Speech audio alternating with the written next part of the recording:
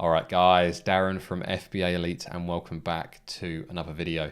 So you may have seen in the news this week that Alibaba are going to war with Amazon, and they have announced 72-hour global delivery to take on Amazon. So this is the actual press release. It was published in the Wall Street Journal, I believe, but they only had a video. So Yahoo very kindly typed it up so I can read out the first paragraph or two to you guys so you can get kind of a feel for what has happened.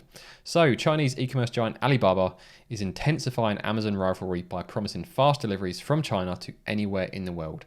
So previously, deliveries from Alibaba can take 3 or 4 weeks or even longer.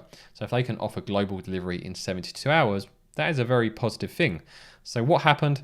Alibaba aims to deliver goods from China globally in 72 hours. Lower price and faster delivery play a crucial role in winning market share. Alibaba's e-commerce products are cheaper than Amazon due to its direct access to Chinese factories and merchants. So the Chinese suppliers are selling directly on Aliexpress. So people like us, FBA sellers, we're not in the middle making a bit of extra money, and also Amazon putting their fees on as well. So the products are generally slightly cheaper on Aliexpress. So that is a selling point. They are cheaper on Aliexpress, but they've always had the big issue of long delivery. So by cutting it down to 72 hours, if they can, will more people buy from them? Will it mean that Amazon's days are numbered? Will it mean that FBA sellers like me, will it mean my days are numbered? I don't think that's the case, and in this video I'm going to offer my opinion on this. I've got a few tabs to go through, so let's start off with the actual Wall Street Journal video. I'm not going to play the video. The reason I want to go here is to go to the comment section to get a feel for what people think of this press release. So this is the most liked comment on this video. A good majority of the products on Amazon are drop shipped from Alibaba. Well, technically that is incorrect, as FBA isn't drop shipping. We're buying the products, holding them at the Amazon fulfillment centers. Then when people buy the products, they're sent from Amazon to the customer. With drop shipping, what would happen is you'd pay for the goods, and then the supplier would send the products directly from their warehouse to the customer. So we're not drop shipping. So, but let's not get too hung up on that. Let's read the second half. So if people can buy without the markup and fast shipping, Amazon is screwed. So I think that is a gross overstatement, but I might actually use that for my thumbnail. So if it's a bit clickbaity, blame Watch Dealer 11 because he gave me the idea. Up next, it's funny because the majority of Amazon's third-party FBA sellers source their products from Alibaba. That is true. That is very, very true. Why it's funny? Maybe they just wish bad luck on people. I don't know. Let's see what else we've got here in India. Honestly, I ordered a few things. 72 hours shipping globally would be game-changing. I disagree with that. I mean, 72 hours for us that are used to same day or next day delivery from Amazon, is it really game changing? Sure, there'll be some people who like to buy things off AliExpress to save a bit of money, who are currently happy to wait for it, will be very happy with a shorter delivery window. But I don't see someone going from, oh, I can get this today or tomorrow and pay an extra £1 or £2 to, I'll wait 72 hours for this product and buy from AliExpress from a Chinese company who I don't really know much about. But there we go, game changing to some people. But anyway, without getting too hung up on the comments, let's go through some more of these tabs that I've got here. So going back to the point I just made, this is probably the biggest reason for me why I don't think Amazon's going to have an issue. Is 72 hours might sound quick when you're comparing it to the 3 or 4 weeks you're used to of AliExpress, but when you compare it to same day delivery or next day delivery, it's still a very, very long time. And there are lots of surveys that show that people still expect next day delivery or even same day delivery now. So that is always going to be one of the big selling points that Amazon can offer that AliExpress won't be able to offer globally, regardless of what they do. Now, Amazon Prime does have other benefits, but I don't think there's strong enough reasons for people to pick Amazon over AliExpress, so I'm not going to use those to kind of make this argument in this video.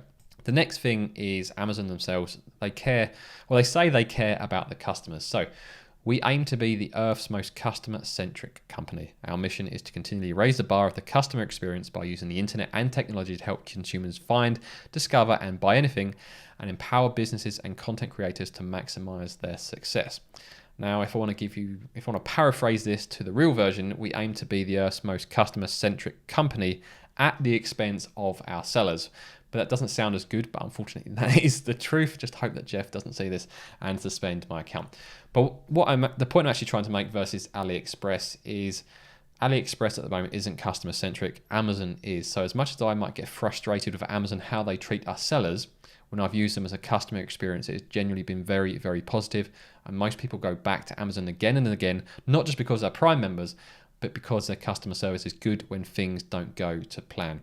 And I think AliExpress will always struggle to match that customer-centric focus that Amazon currently have, because they're going to have a lot of focus on their suppliers in China who are pushing those products on the website. Up next, I've managed to find, it's actually quite an old article now from 2019.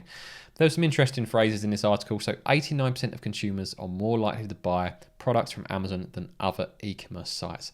And I wouldn't be surprised if that stat was even higher now. And if you think about your own journey, when you want to buy something online, which website do you go to first? For me, generally, I'll go to Amazon first, as I know I can go through the search results, I can compare products, I can compare reviews, and usually find a good quality product.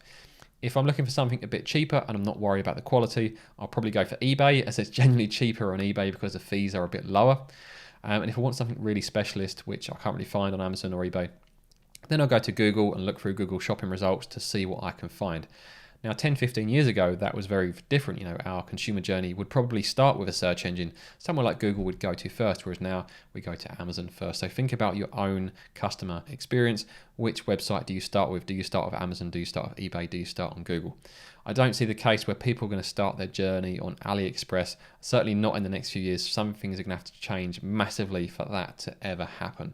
So people trust Amazon, people are aware of the Amazon brand, they are loyal to Amazon because of Prime, and I think it's going to be very, very difficult for someone like AliExpress to make inroads into that, with their only selling point being that they're slightly cheaper. They're not offering faster delivery, they're not offering all the other benefits, they're just saying they are slightly cheaper.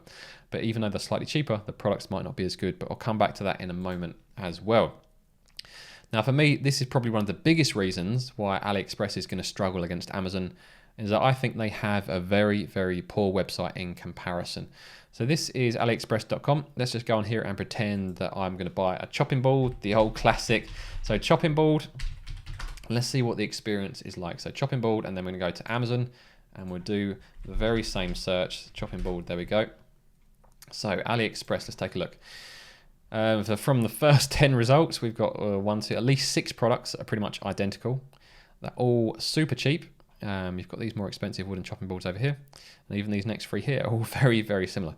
So the search results aren't giving us an awful lot of choice. They're very, very aimed at price. These are by far the cheapest products. 16p for a chopping board is absolutely outrageous, or 16 cents, should I say, even cheaper than 16p. Whereas you compare that to Amazon, if you're looking to buy a chopping board, you've got a much better range there, I think. You've got all sorts of different materials. The photography is a lot better. These products should be a higher quality, even though they're probably made by some of the same suppliers you might see in these search results. But that, for me alone, having decent search results where you can compare good quality products is part of the customer experience, and it builds that trust. If you buy one of these, you are literally in taking a punt territory. And I've got to be honest, I'm not too sure about what AliExpress's returns policy is like, but I imagine sending something back to China is a bit more difficult than going onto Amazon, requesting a return, them giving you a returns label that you can either have the product collected from your house, or you drop it off at your local post office or collection point. So that's something to keep in mind. I don't currently rate the AliExpress website. They need to make big improvements to this if they're ever going to compete with Amazon all the time, that they can't compete on other things such as delivery.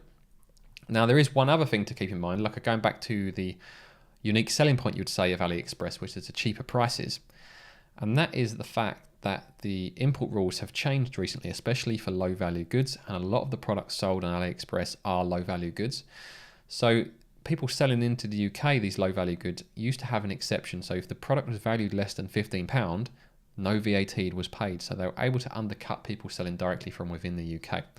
Now, since I think it was January the 1st that these rules changed, and there's been similar rules changed in Europe in July.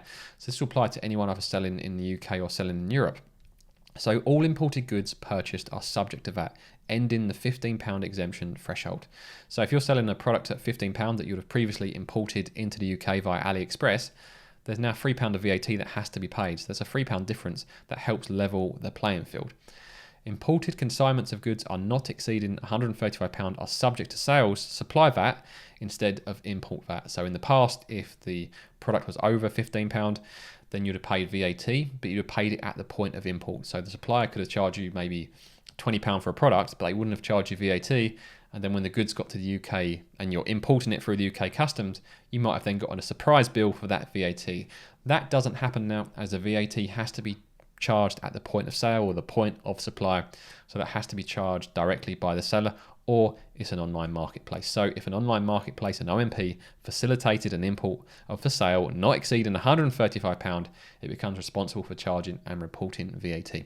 So now there is no way these Chinese sellers can sell into the UK market without paying their fair share of VAT on these low valued goods. Now, before I get to the last point, if you're finding this video helpful so far, I'd really appreciate it if you hit that like button. It makes a big difference to me and also to the YouTube algorithm. So on to the final point, and this is something that Aliexpress sellers probably will never have, and that is the local knowledge we do of our own market. So us UK sellers, we understand UK consumers better than suppliers selling directly from China via Aliexpress ever can.